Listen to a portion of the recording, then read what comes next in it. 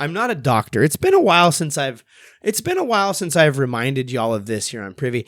And I know that for a second I had you fooled. You were thinking, man, when this guy pronounced Guion wrong and when he called it the pee-pee hole for the third time, I was actually convinced that he might be a medical doctor. I'm not.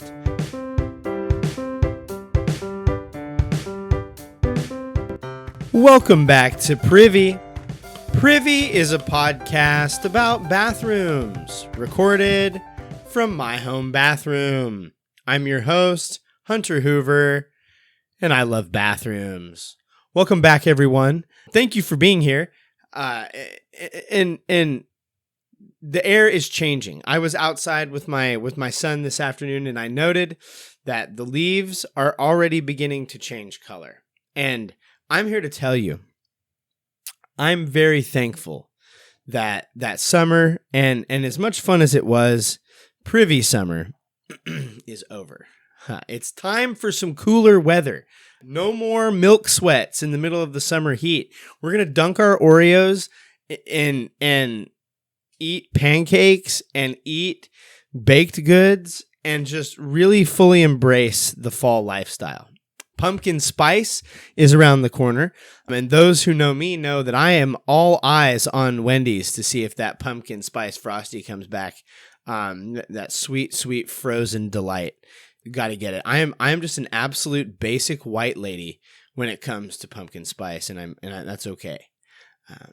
This week on Privy, we're going to revisit something that we have talked about a few times on the show, but we got to come at it from a different angle. You know, we got to get that angle because in the past we have discussed urine, and boy, have we discussed it. We've discussed historical uses of urine, gunpowder. We've looked at how the ancient Egyptians used urine, putting it in your eyeball, and we've looked at just some history of like with the piss prophets and all we can learn from how urine was viewed as this like magic substance that could tell us something about the body. We had some wild and randy dudes running around at that time. Earlier, in our last episode, I shared my journey of getting a vasectomy. And so if you've not listened to Vasectomies Part 2, go listen to that. You're going to want to seek that out. I probably share way too much. And yeah, if anything, this podcast exists for some honesty. So there you have it. I'm open to questions. But it also, I highlighted in that some of my interactions with the urology department at the hospital. Our urine is actually kind of amazing. And our urine, though, is only a surface level or perhaps a drop in the bucket of what is dealt with in the field of urology, which turns out to be a much more intricate and important body system and area of study. Today, we're going to kick off the month of September, which is Urology Awareness Month, by taking a look at the history and scope of urology and the history and the purpose and the founding of the Urology Foundation. But before we talk about the foundation, into history we go.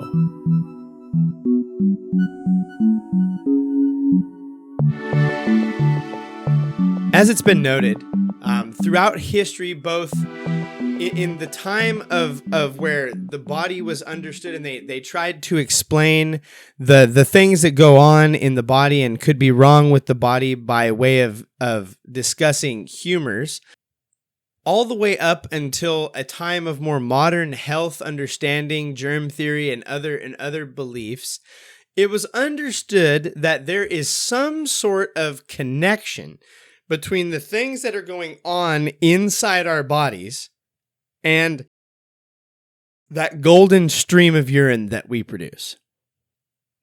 Some of the earliest urological procedures were circumcisions. Might not think of it as a urological procedure, but it is. And it is, and if you don't know what circumcision is, You cut the wee hat. And it is also recognized that there were bladder and kidney stones that were collected or extracted throughout ancient history and in the medieval and coming out of the medieval period. And while there have been some attempts to have a more grounded and better understanding of urine and its relationship to overall health, for much of human history, there was not a specific study to look at the very, very detailed problems related to the urinary tract and reproductive systems of humans. In short, for centuries, urology was kind of like a rough guess where a person comes in with health concerns and then you observe the urine.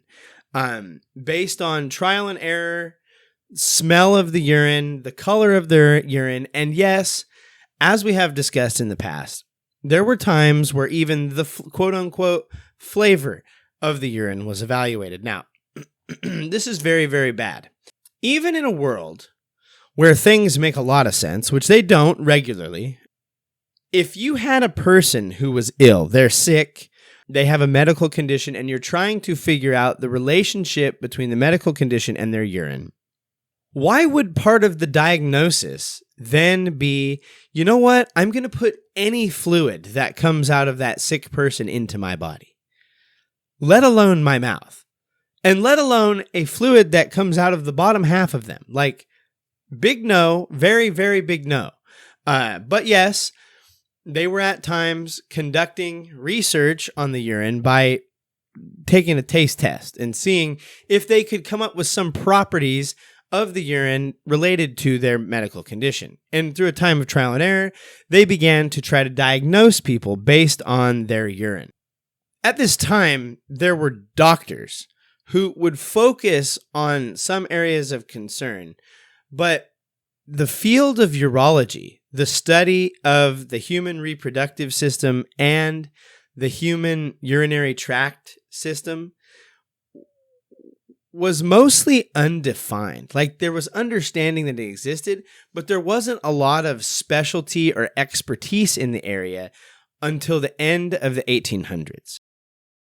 The end of the 1800s, French surgeon and, in due time, urologist Jean Casimir Felix Guyon. Now, if you couldn't tell from the name, Jean, with a J, Jean, we have made it back to France. Anytime we talk about pee or peeing or filthy water or urinating or urinals or urine, we're talking about France. It really puts the wee in wee monsieur, if you know what I'm saying. But Guyon, I'm probably saying his name wrong too. It's probably like, you're probably like gagging on the like pre-nasal clump of boogers. Oh, speaking of wet, nobody was. Gotta get that. But Guyon studied medicine in Paris. And there, Guyon's in Paris, he served as a doctor and surgeon for around 30 years. And in 1890, he became the professor of genitourinary surgery. For the layman, urology. Genitals, and urinary, the wee monsieur we talked about previously. He became the professor of these things. So that's kind of cool. And as professor, he focused study on urology. And as a result, and in time, the study of urology and the focus on it as a specific branch of medical science grew.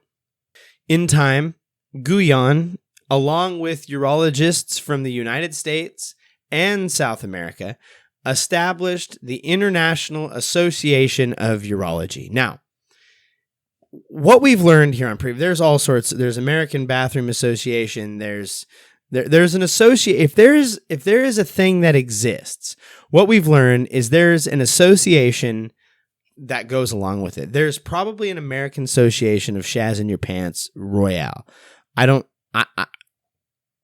If there is, we'll cover it one day. And he did a lot to Guyon did a lot to pave the way for urology as a field of study and a field of practice. Guyon is also credited with discovering the ulnar canal in the wrist. It's somewhere in here because this is my wrist. But when the ulnar canal gets compressed, this is often called Guyon's tunnel syndrome today. So if you ever have, I think it's like corporal tunnel, but it's like a different one of them, and they named it after Guyon. Anyway, if you have Guyon's tunnel syndrome, this is the guy's name now. It's probably like Guyon or something like that. I don't know. Who knows? Nobody can possibly.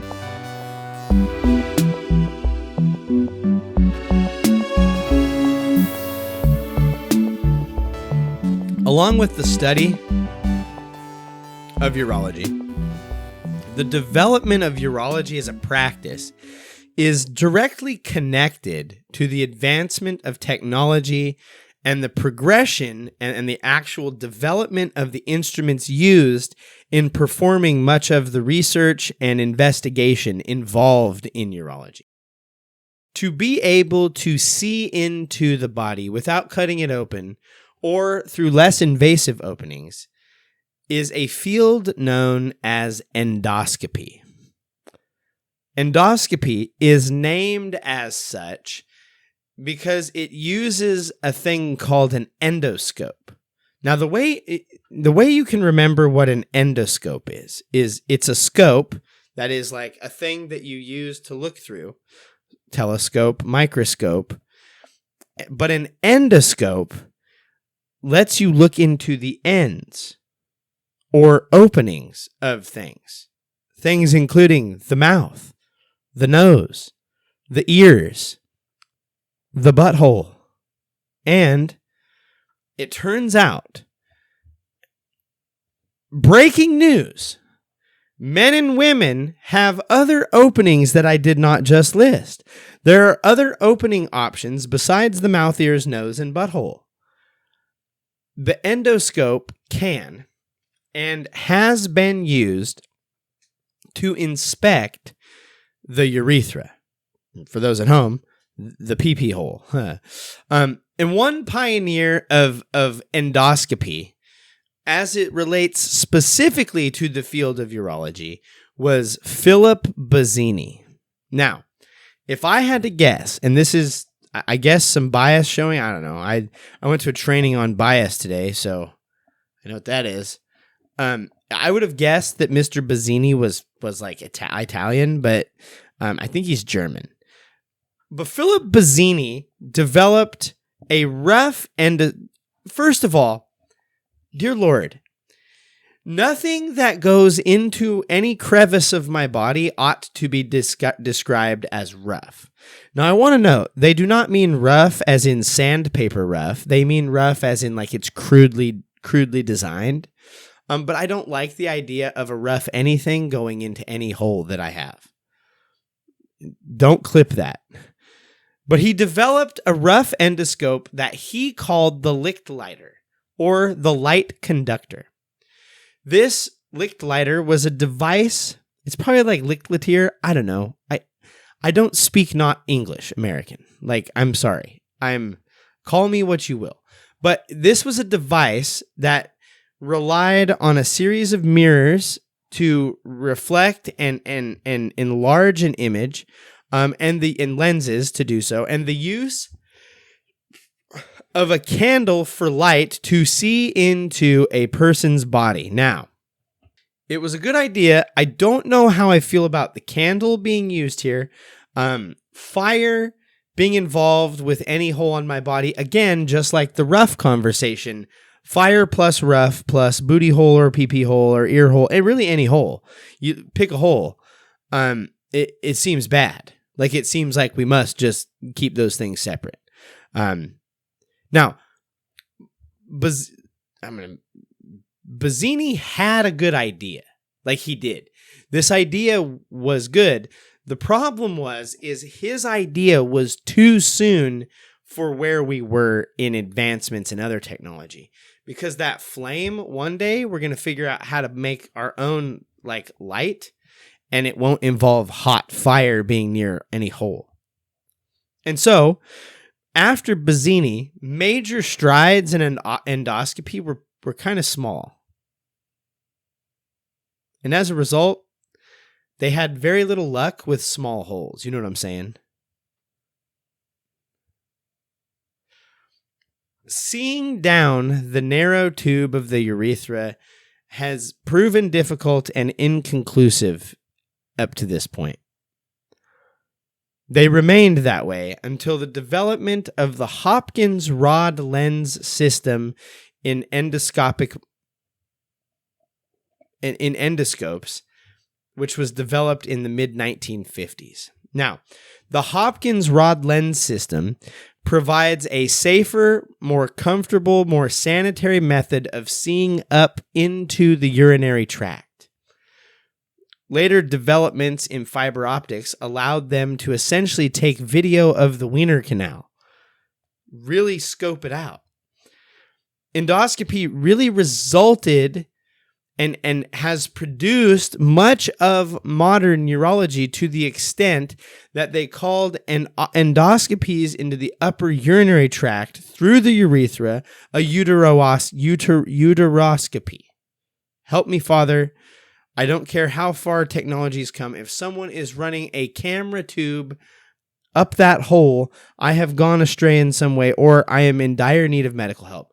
I assume that if there's a person that gets to the point where they're like, yeah, doc, scope me out, brother, that they're not doing well. Like they don't feel good. And things have called for the scope. In short, a uteroscopy or a cystoscopy, which is like a different level of, I think, invasiveness of a urinary tract not infection, dear Lord help us, a urinary tract endoscopy. But both of them hitch a ride through the SS urethra tube, and they're used to further diagnose common urological concerns. Much like a colonoscopy, which is performed to determine and whether or not further treatment is needed, it also can help remove blockages and polyps. Now, for some reason, I know polyps are bad no matter where they're at. But like in my brain, having a polyp in your colon seems less awful than having a polyp in your pee-pee tube. Like, that seems less bad. I think it's because bigger stuff comes out of the other one. Either way, it's no fun. I digress. But the images that they view during endoscopies can help determine ongoing or suspected problems. They can help determine what treatment is needed if things need to be removed. In modern urology as a study and procedure, it focuses on the disease and concerns related to kidneys, as well as reproductive health and concerns.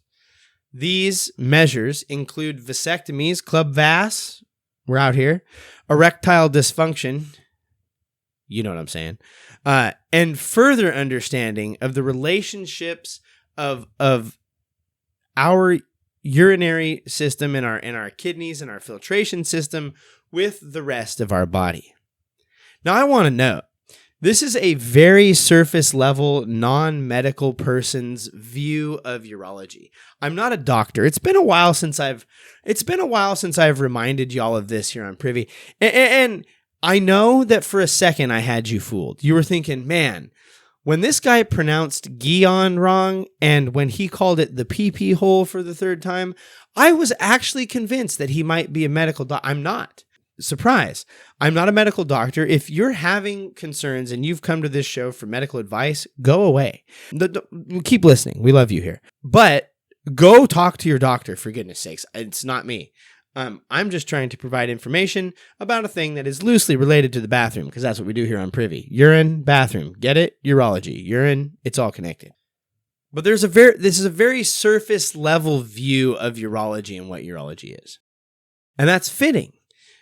Because September, as I stated, is Urology Awareness Month.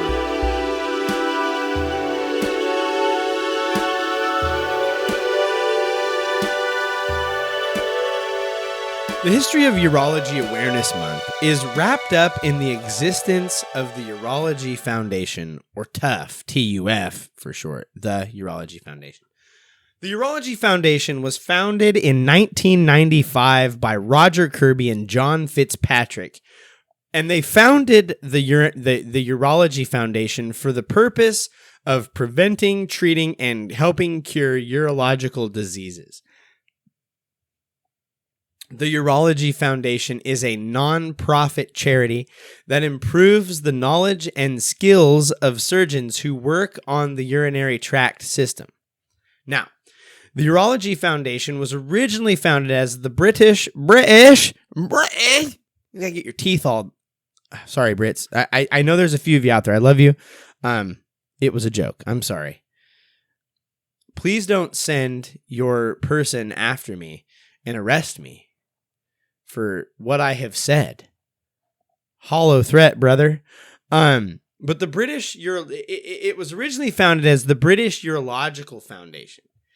And they helped in placement and helped place medical students who were studying this field, helped them placed into programs and into hospitals that needed help in urology and needed more people working in the field. It also helped with the training and schooling of prospective urology students and doctors.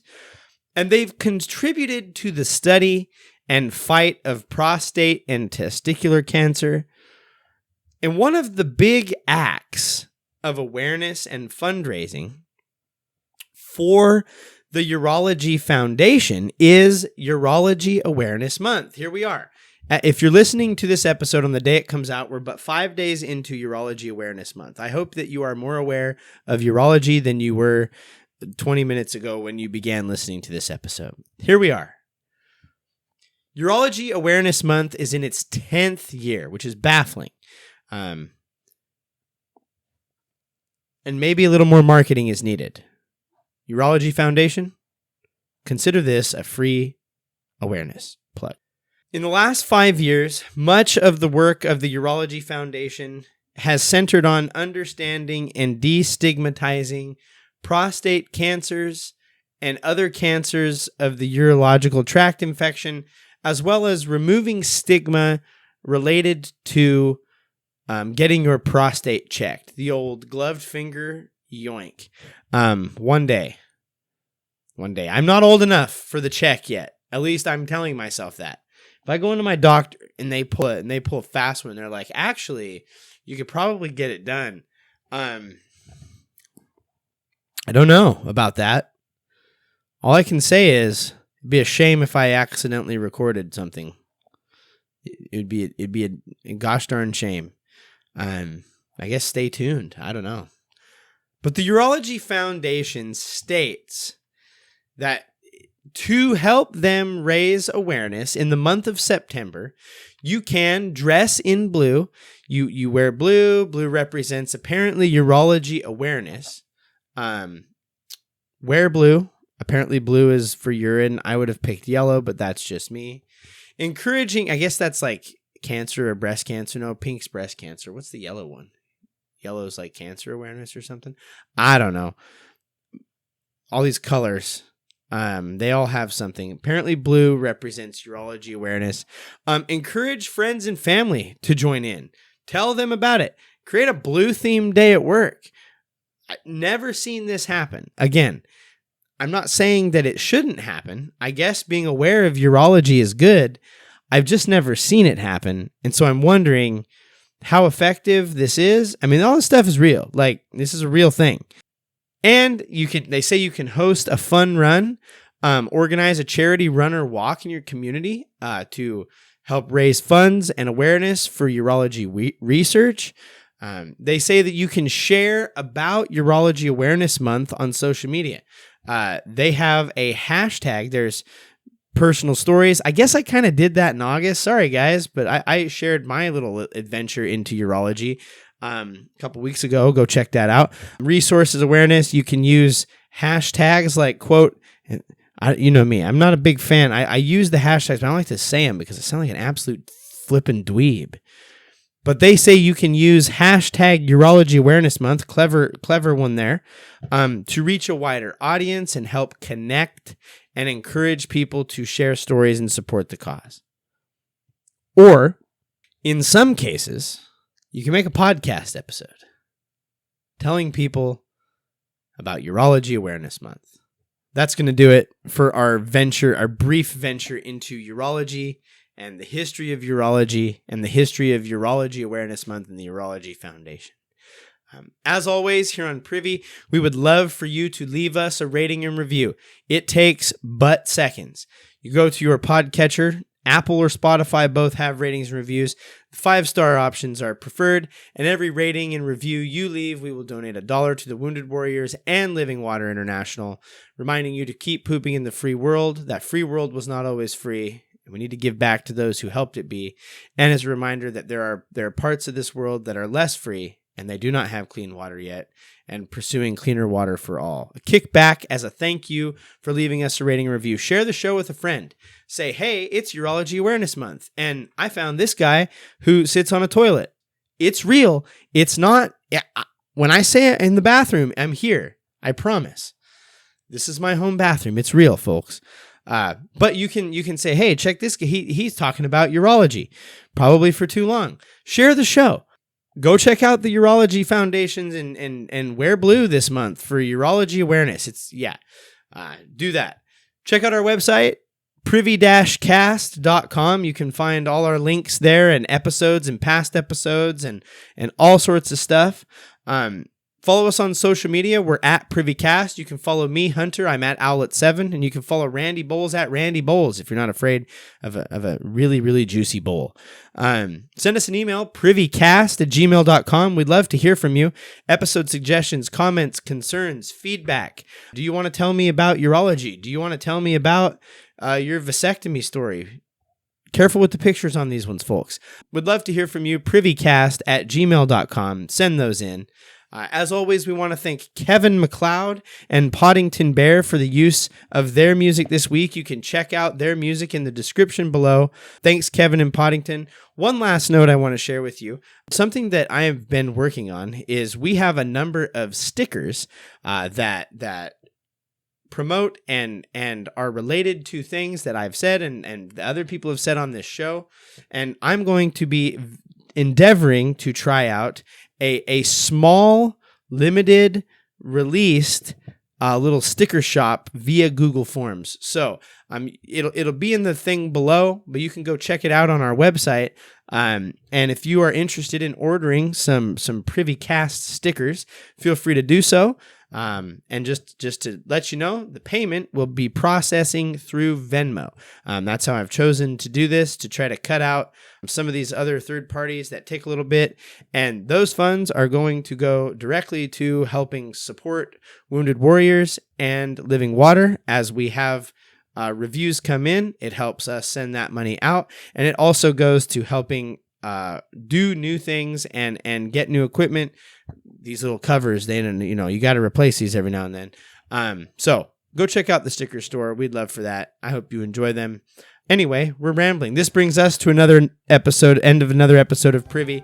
Thank you so much for being here. Keep pooping in the free world. Own your stank. Tell somebody about urology. And now, as always, don't forget to flush.